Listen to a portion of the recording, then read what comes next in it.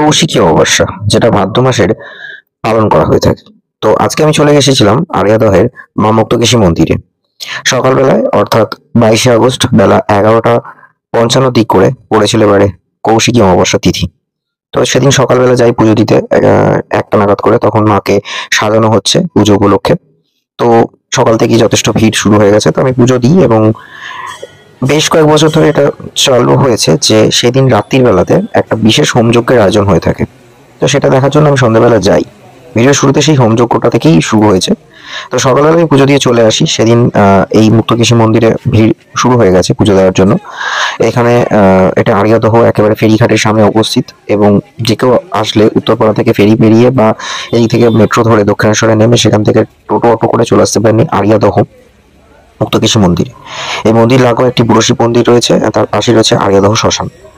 তো এই যে দেখতে পাচ্ছেন যে এখানে কম বেশি 12:30টার পর থেকে মাকে সাজানো শুরু হয়েছে, এবং এখানকার এবারে পুজোর দায়িত্বে রয়েছেন তারকদা। তারকদা বেশ পরিচিত মুখ এখানকার।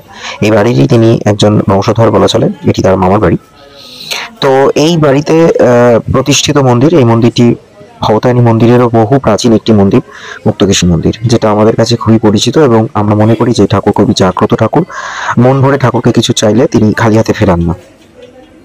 মূলত দুটো অমাবস্যা, অর্থাৎ একটা জানুয়ারি মাসে বা পৌষ মাসে যে রটন্তী কালী পুজো, সেটা খুব বড় করে হয়ে থাকে, আর আরেকটি হচ্ছে ভাদ্র মাসের এই কৌশিকী অমাবস্যার পুজো। তো কথা হচ্ছে যে কৌশিকী অমাবস্যা সম্বন্ধে একটা অনেকেই জানেন যে তারাপীঠে বামদেব নাকি আজকের দিনে, অর্থাৎ এই কৌশিকী অমাবস্যার দিনে নাকি মা তারা দর্শন পেয়েছিলেন। কথাটা হচ্ছে যে কৌশিকী অমাবস্যা কি কোনো তন্ত্র সাধনার জিনিস, মানে তন্ত্র সাধনার জন্য বিশেষ একটা উল্লেখযোগ্য দিন? মানে কি এই কৌশিকী অমাবস্যার বিশেষত্বটা কি? আজকে আমি ভিডিওতে বলবো এই কৌশিকী অমাবস্যা সম্বন্ধে ডিটেলস।